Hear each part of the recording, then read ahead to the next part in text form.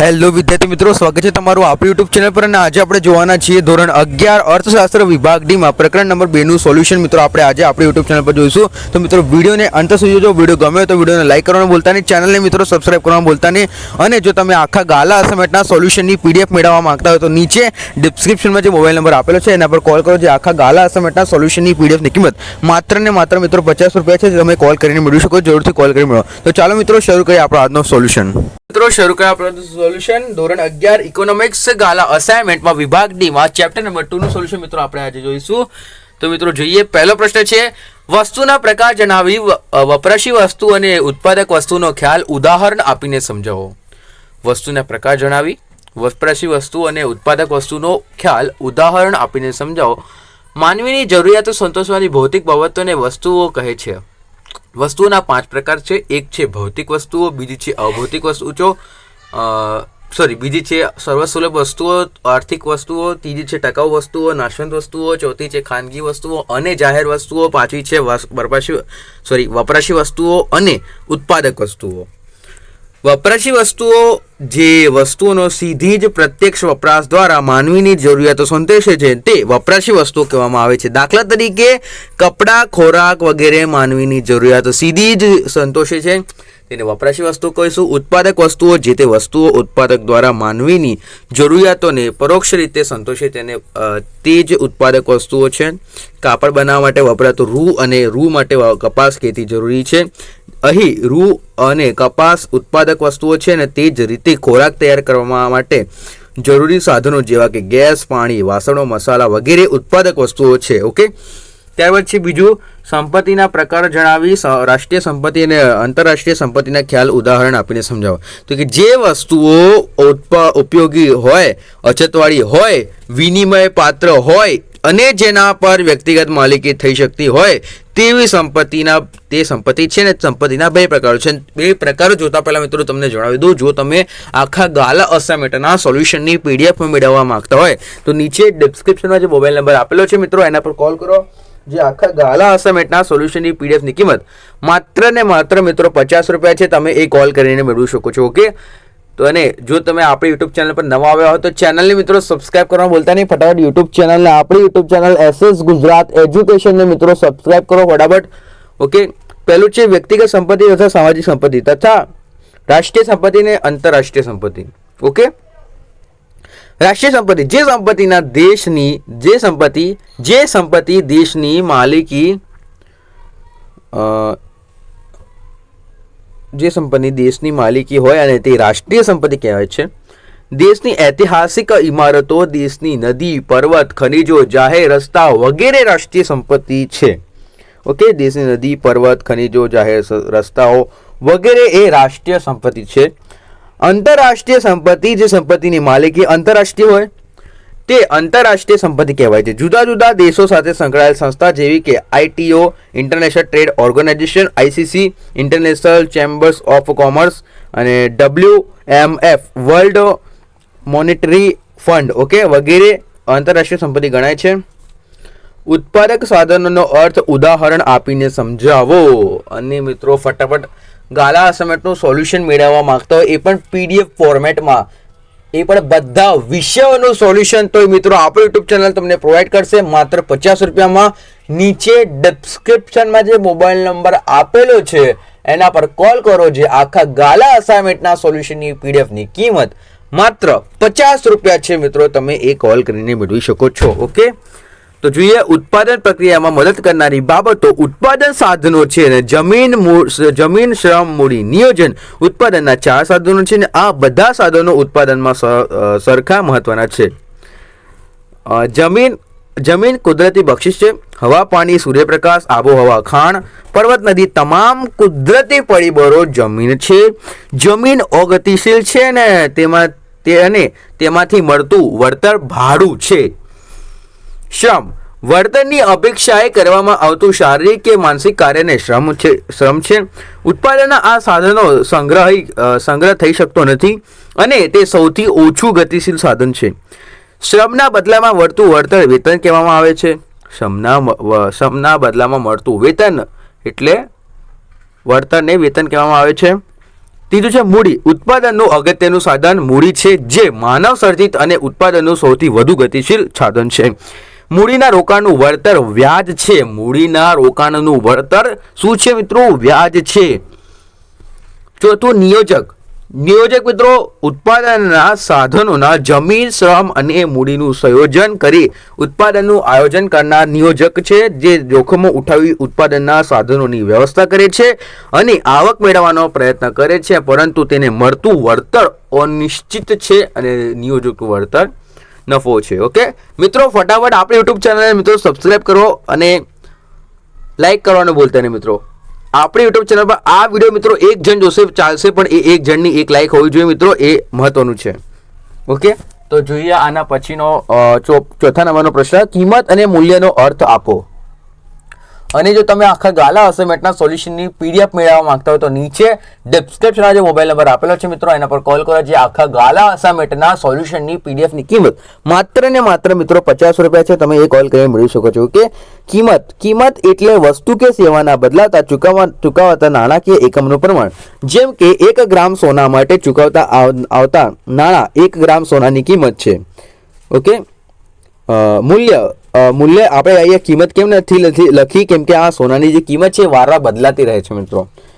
Okay, મૂલ્ય એટલે કોઈ વસ્તુ કે સેવાના બદલાતા મળતી અન્ય વસ્તુના પ્રમાણમાં વિનિમય મૂલ્ય. જેમ કે 1 ગ્રામ સોનાના બદલાતા 10 ગ્રામ ચાંદી મળતી હોય તો તેને 1 ગ્રામ સોનાનું મૂલ્ય 10 ગ્રામ ચાંદી છે. ઓકે, વ્યવહારમાં મૂલ્યને એક ઉપયોગિતા મૂલ્ય છે અને બીજું વિનિમય મૂલ્ય તરીકે જોવામાં આવે છે. ઓકે, ઉપયોગિતા આપણે વિડીયો ફટાફટ બનાવી છે, કારણ કે તમને પણ આટલું નવરાત્રિમાં જોવાનો ટાઈમ નથી અને મને પણ સોલ્યુશન ફાસ્ટ કરવાનું છે, કેમ કે આપણું થોડુંક વધારે સોલ્યુશન બાકી રહી ગયું છે અને એ ફટાફટ આપણે કમ્પ્લીટ કરવાનું છે. ઉપયોગિતાનું મૂલ્ય કોઈ વસ્તુ માનવીને કેટલી ઉપયોગી છે અને તેનું ઉપયોગિતાનું મૂલ્ય દર્શાવે છે. જેમ કે હવા, પાણી, ખોરાક વગેરે માનવ જીવન માટે અત્યંત જરૂરી છે, તેથી તેમનું ઉપયોગિતાનું મૂલ્ય ખૂબ જ ઊંચું હોય છે. વિનિમય મૂલ્ય કોઈ વસ્તુના બદલામાં અન્ય વસ્તુના કેટલાક એકમો મળે છે તેનું વિનિમય મૂલ્ય દર્શાવતી છે. જેમ કે 1 કિગ્રા એટલે કે 1 કિલોગ્રામ જુવારના બદલામાં 700 ગ્રામ મકાઈ મળતી હોય તો આ 1 કિગ્રા જુવારનું વિનિમય મૂલ્ય 700 ગ્રામ મકાઈ ગણાય છે. ઓકે, 1 કિલોગ્રામ જુવારના બદલામાં 700 ગ્રામ મકાઈ મળતી હોય તો 1 કિલોગ્રામ જુવારનો વિનિમય મૂલ્ય 700 ગ્રામ મિત્રો ગણાય છે. ઓકે, ત્યારબાદ જોઈએ વસ્તુનું ઉપયોગિતાનું મૂલ્ય હોય અને તેનું વિનિમય મૂલ્ય હશે તેમ કહી શકાય છે ને, પરંતુ જેનું વિનિમય મૂલ્ય હોય તેનું ઉપયોગિતાનું મૂલ્ય હોય જ જે વસ્તુનું એવું નહીં મિત્રો. ઓકે, જે વસ્તુનું ઉપયોગિતાનું મૂલ્ય ખૂબ જ ઊંચું હોય અને તે વસ્તુનું વિનિમય મૂલ્ય ખૂબ જ નીચું હોય, અને જ્યારે જે વસ્તુનું ઉપયોગિતાનું મૂલ્ય નીચું હોય તે વસ્તુનું વિનિમય મૂલ્ય ઊંચું હોય છે. ઊંચું થઈ ગયું, બધું કન્ફ્યુઝન થઈ ગયું મને તો. તમે યાદ કરજો. અને મિત્રો તમને જણાવી દઉં, નવરાત્રિ આવી ગઈ છે ને ડીજે અહીંયા વાગે છે, જે આપણું સ્ટુડિયો છે ત્યાં. તો થોડાક વચ્ચે ગીતોના અવાજ સંભળાશે તો કોઈ વાંધો નહીં, હું જોરથી જ બોલું છું જેથી એ અવાજ ડાઉન થઈ જાય અને મારો અવાજ તમને હાઈ લેવલમાં સંભળાય. ઓકે, તો મિત્રો કોઈ વાંધો નહીં, નવરાત્રિ ચાલી રહી છે. વ્યાપાર ચક્રની વ્યાપાર આપીને તેના આધારે વ્યાપાર ચક્રના મહત્વ તબક્કા જણાવો. તો કે ઉત્તર છે હેબ્રેલના મતે અર્થતંત્રમાં વારાફરતી આવતા સારા અને ખરાબ આર્થિક પરિવર્તનો એટલે કે વ્યાપાર ચક્ર. જ્યારે હોન્ડ્રેના મતે વ્યાપાર ચક્રના સારા અને ખરાબ તબક્કાઓ જે વારાફરતી આવે છે તેને વ્યાપાર ચક્ર કહે છે. વ્યાપાર ચક્રના મહત્વના તબક્કાઓ મિત્રો નીચે મુજબ છે. એક છે તેજી, બીજું છે ઓટ, ત્રીજું છે મંદી અને ચોથું તેજી, ઓટ, મંદી, સુધારણા એ વ્યાપાર ચક્રના મિત્રો તબક્કાઓ છે. જોઈએ તે પછી તેજી તબક્કામાં વ્યાપાર પ્રવૃત્તિ ઉત્તમ કક્ષાએ જોવા મળે છે. મૂડીરોકાણ અને રોજગારીનો ઊંચો દર જોવા મળે છે. એમાં ઓટના તબક્કામાં પ્રજાની વપરાશ ઘટતા દરે વધતા અર્થતંત્રમાં નમાઈ જોવા મળે છે. નફો ઘટતા નવા મૂડીરોકાણ થતા નથી. ઓકે, ત્યારબાદ જોઈએ મંદીના તબક્કાઓ મૂડીરોકાણ અને રોજગારીમાં ઘટાડો થવા લાગે છે. સુધારણા તબક્કાઓ માંગ વધતા નફો મળવાની આશા સર્જાય છે અને અર્થતંત્રમાં સુધારા તરફથી ગતિ કરે છે. વ્યાપાર ચક્રની વ્યાખ્યા આપી તેના મહત્વના લક્ષણો જણાવો. તો કે વ્યાપાર ચક્રની વ્યાખ્યા હેબ્રેલના મત મુજબ અર્થતંત્રમાં વારાફરતી આવતા સારા અને ખરાબ પરિવર્તન એટલે વ્યાપાર ચક્ર. ઓર્ડરના જણાવેલ કે આ વ્યાપારના સારા અને ખરાબ તબક્કાઓ છે જે વારાફરતી આવે છે અને તે વ્યાપાર ચક્ર છે. અને વ્યાપાર ચક્રના મહત્વના લક્ષણો એક છે અર્થતંત્રમાં આર્થિક ઉથલપાથલ થાય છે. બીજું છે અર્થતંત્રમાં સારા અને ખરાબ એવા બે વ્યાપાર તબક્કાઓ જોવા મળે છે. ત્રીજું છે વપરાશીને પરિણામે ઉદ્ભવતા નાણાંના માંગનું પરિવર્તન થાય છે. ચોથું મિત્રો અર્થતંત્રમાં થતી ઉથલપાથલ સરખા સમયાંતરે થતી નથી. સાતમું છે સંપત્તિના લક્ષણો વિગતો સમજાવો. તો કે આલ્ફ્રેડ માર્શલના મતે જે વસ્તુનો ઉપયોગ હોય અને જે અછતવાળી હોય, જેનો વિનિમય પાત્ર હોય, જેના પર વ્યક્તિગત માલિકી થઈ શકતી હોય ને તે સંપત્તિને મિત્રો કહે છે. તે સંપત્તિ શું કહે છે? સંપત્તિનું લક્ષણ સંપત્તિ કહે છે. સંપત્તિના લક્ષણો જોઈએ. સંપત્તિ ઉપયોગિતાનો ગુણ ધરાવે છે. સંપત્તિનું પ્રથમ લક્ષણ છે ઉપયોગિતા છે ને સંપત્તિ માનવ જરૂરિયાતો સંતોષવાનો ગુણ ધરાવે છે. મકાન, વાહન, સોના ચાંદીના હીરા, ઘરેણાં વગેરે માનવીના ઉપયોગી વસ્તુ છે અને તેને મિત્રો શું કહેવામાં આવે છે? સંપત્તિ કહેવામાં આવે છે. ઓકે, ત્યારબાદ જોઈએ સંપત્તિના અછતનો ગુણ ધરાવે છે. સર્વસુલભ વસ્તુઓ ઉપયોગી હોવા છતાં સંપત્તિ નથી કારણ કે તે વિનિમય પાત્ર નથી. અછત હોય તેવી વસ્તુઓ ઉપયોગી છે અને વિનિમય મૂલ્ય ધરાવે છે. આમ અછતવાળી વસ્તુઓ સંપત્તિ ગણાય. ઘરેણા ઉપયોગીનો ગુણ ધરાવે છે અને તે સર્વસુલભ નથી, તેથી તે સંપત્તિ નથી. ત્રીજા નંબરનું જોઈએ સંપત્તિ ભૌતિક કે બાહ્ય રૂપ ધરાવે છે. વ્યક્તિની વિચાર શક્તિ એ તેનો આંતરિક ગુણ છે ને જેનો વિનિમય થઈ શકતો નથી, તેથી તે સંપત્તિ નથી. સંપત્તિ એ ભૌતિક બાહ્ય રૂપ ધરાવતી હોય અને જો હોવી જોઈએ. વૈજ્ઞાનિક શોધ બાહ્ય રૂપ ધરાવે છે અને તેને વૈજ્ઞાનિક માલિકી થઈ શકે છે, તેથી તેને વૈજ્ઞાનિક સંપત્તિ ગણાવવામાં આવે છે. ઓકે, આના બાદ મિત્રો ચોથું જીએનો મુદ્દો કે સંપત્તિનો વિનિમય ગુણ ધરાવે છે ને જો વસ્તુ ઉપયોગ હોય તો ભૌતિક સ્વરૂપ ધરાવતી હોય પરંતુ વિનિમય પાત્ર ન હોય તો તે સંપત્તિ નથી. સંપત્તિનું અગત્યનું લક્ષણ છે વિનિમયક્ષમતા અને સંપત્તિ વ્યક્તિની વર્તમાન જરૂરિયાતો સાથે ભવિષ્યમાં ઊભી થનારી જરૂરિયાતોને સંતોષવાનો ગુણ ધરાવે છે અને મકાન, જમીન, ઝવેરાત માનવીની વર્તમાન જરૂરિયાતો સંતોષે છે અને ભવિષ્યમાં વસ્તુને વેચી તેને અન્ય જરૂરિયાતો પણ સંતોષી છે. ઓકે, પાંચમું છે સંપત્તિ ટકાઉપણાનો ગુણ ધરાવે છે. જે વસ્તુઓ ઉપયોગી હોય પણ જેના જથ્થાને લાંબા સમય સુધી રાખી શકાતો નથી તે સંપત્તિ નથી, જેમ કે ખેત ઉત્પાદક શ્રમિકોનો શ્રમ વગેરે. આમ સંપત્તિ ટકાઉપણાનો ગુણ હોવો જરૂરી છે. જો કે ટેકનોલોજીના ઉપયોગથી વસ્તુઓ લાંબા સમયગાળા સુધી ઉપયોગમાં રાખી શકાતી તો તેને સંપત્તિના બંને જેમ કે કોલ્ડ સ્ટોરેજમાં મૂકેલી વસ્તુઓ લાંબો સમય ટકી શકે તેમ નથી. જમીન, મકાન, ઝવેરાત વગેરે સંપત્તિ છે કારણ કે તે વર્ષો સુધી ટકાવી રહે છે. ઓકે, આઠમા નંબરનું મિત્રો જોઈએ અને તે પહેલા ફટાફટ મિત્રો આપણી યુટ્યુબ ચેનલને મિત્રો સબસ્ક્રાઇબ કરવાનું ભૂલતા નહીં, વિડીયોને મિત્રો લાઈક કરવાનું ભૂલતા નહીં. ઓકે, અને જો તમે આખા ગાલા અસાઇનમેન્ટના સોલ્યુશનની પીડીએફ મેળવવા માંગતા હોય તો નીચે ડિસ્ક્રિપ્શનમાં જે મોબાઈલ નંબર મિત્રો આપેલો છે એના પર કોલ કરો. જે આખા ગાલા અસાઇનમેન્ટના સોલ્યુશનની પીડીએફની કિંમત માત્ર ને માત્ર મિત્રો 50 રૂપિયા છે. તમે એ કોલ કરીને મેળવી શકો છો. જરૂરથી મિત્રો કોલ કરીને મેળવો. ઓકે, આઠમા નંબરનો પ્રશ્ન મિત્રો જોઈએ જમીનનો અર્થ અને તેના લક્ષણો વિશે જણાવો. જમીનનો અર્થ. અર્થશાસ્ત્રની પરિભાષામાં જમીન એટલે દરેક પ્રકારની કુદરતી સંપત્તિ. પૃથ્વીના સપાટી પર આવેલા જંગલો, નદીઓ વગેરે પૃથ્વીના પેટામાંથી ખનિજ સંપત્તિ તેમજ વાતાવરણમાં પ્રાકૃતિક ઘટકો, હવા, પ્રકાશ વગેરે દરેક પ્રકારની પ્રવૃત્તિમય સંપત્તિનો જમીનમાં સમાવેશ થાય છે. ઓકે, જમીન એ કુદરતી બક્ષિસ છે, માનવ સર્જિત સાધન નથી. મોટા ઉદ્યોગો માલનો કાચો માલ જમીન પૂરો પાડે છે. ઓકે, લક્ષણો આનો જોઈએ તો કે કુદરતી ભેટ. જમીન એ કુદરતી બક્ષિસ તેનું ઉત્પાદન ખર્ચ શૂન્ય હોય છે. જમીનના પુરવઠા ઉપર સંપૂર્ણ અંકુશ મેળવી શકાતો નથી તેમજ તેનું નિર્માણ કરી શકાતું નથી. ત્યારબાદ બીજું છે સ્થિર પ્રમાણ. તો કે જમીનનો પુરવઠો કાયમી ધોરણે શક્ય નથી, તેથી માનવીએ બુદ્ધિપૂર્વકતા, આયોજન અને ટેકનોલોજી દ્વારા જમીનને કાર્યક્ષમ ઉપયોગ કરવો જરૂરી છે. મનુષ્યના જંગલો, ખનિજો વગેરે ઉપયોગ કરી કુદરતની સંપત્તિમાં ઘટાડો કરી શકાય છે અને તેઓ દરિયો પૂરીને અલ્પ પ્રમાણમાં જમીનનો પુરવઠો વધારી પણ શકે છે. લાંબા સમયગાળામાં કુદરતી સંપત્તિ આકસ્મિક ફેરફારો થઈ શકે છે. ગતિશીલતા જમીનની ગતિશીલતા મર્યાદિત છે. જમીનને ભૌતિક ગતિશીલતા ધરાવતી નથી. જેમ કે કોલસાની ખાણમાં કે કોઈ ખેતરની એક સ્થળેથી બીજે સ્થળે લઈ જઈ શકાતી નથી. જમીન વ્યવસાયિક ગતિશીલતા ધરાવે છે. જેમ કે ખેતરોની જમીન કારખાનાના માટે ઉપયોગી લઈ શકાય છે અને અપાર વ્યક્તિગત ફળદ્રુપતા અને ઉપયોગિતા દ્રષ્ટિએ જમીનમાં વિવિધતા જોવા મળે છે. અને જેમ કે કચ્છના રણની જમીન અને પંજાબના મેદાનોની જમીન પણ ઘણી વિવિધતા છે. જમીનની ગુણવત્તા એક સરખી હોતી નથી. જેમ કે નાઇલ નદીની જમીન અને સહારા રણની જમીન ગુણવત્તાની દ્રષ્ટિએ એક સરખી નથી. વળતર જમીનના ઉપયોગથી મળતા વળતરને ભાડું કહેવામાં આવે છે. ઓકે, 9મા નંબરનું જોઈએ મૂડીનો અર્થ અને તેના લક્ષણો વિશે જણાવો. મૂડીનો અર્થ છે અર્થશાસ્ત્રની પરિભાષામાં મૂડીનો અર્થ મૂડી એટલે ઉત્પાદક કાર્યમાં ઉપયોગી થતા માનવ સર્જિત ભૌતિક સાધનોનો મૂડી નાણાકીય સ્વરૂપમાં પણ હોય છે. ઉત્પાદક કાર્ય માટે રોકવામાં આવેલા કે ફાળવવામાં આવેલા નાણાંની મૂડી ગણાય છે. મિત્રો, એ નાણાં શું ગણવામાં આવે છે? મૂડી ગણવામાં આવે છે. એના લક્ષણો મિત્રો આ મુજબ છે. માનવ સર્જિત સાધનો માનવ શ્રમ અને કુદરતી સાધનો સંજોગોના દ્વારા માનવીનું મૂડી સર્જન કરે છે. લોકો પોતાની બચત ઉત્પાદકીય પ્રવૃત્તિઓમાંથી રોકી નાણાકીય મૂડી સર્જન કરે છે.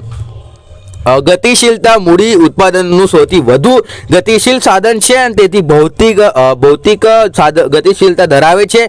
જેમ કે ઉત્પાદક માટે જરૂરી યંત્રો, નાણાં વગેરેની દૂરના સ્થળ સુધી હેરફેર થાય છે. ઓકે, ત્યારબાદ જોઈએ તે વ્યવસાયિક ગતિશીલતા ધરાવે છે. જેમ કે એક કંપનીના શેરોમાં રોકાયેલા નાણાં પાછા લઈ અન્ય કોઈ કંપનીના શેરોમાં રોકી શકાય છે.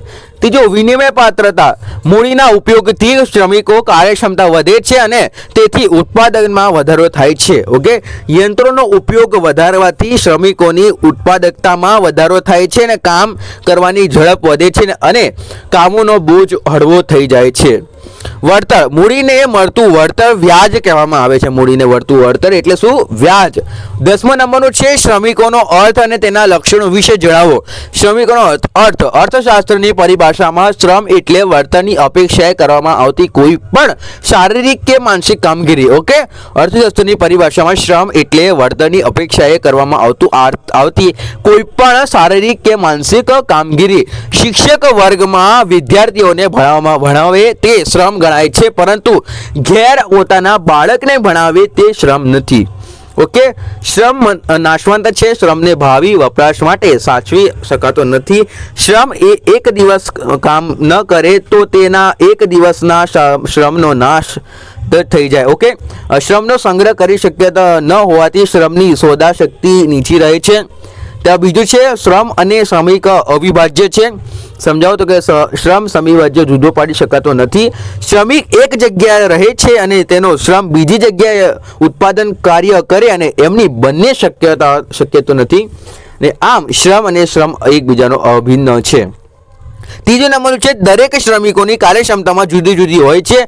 એક જ પ્રકારનું કામ કરતા જુદા જુદા શ્રમિકો કામ કરવાની ઝડપને તેમના કામના તફાવતને જોવા મળે છે. શ્રમિકોની કાર્યક્ષમતામાં જુદી જુદી હોવાના કારણે કેટલીક વાર એક જ પ્રકારના કામમાં તેમના વેતનમાં તફાવતો જોવા મળે છે. ઓકે, ચોથું છે શ્રમ ગતિશીલ છે અને શ્રમ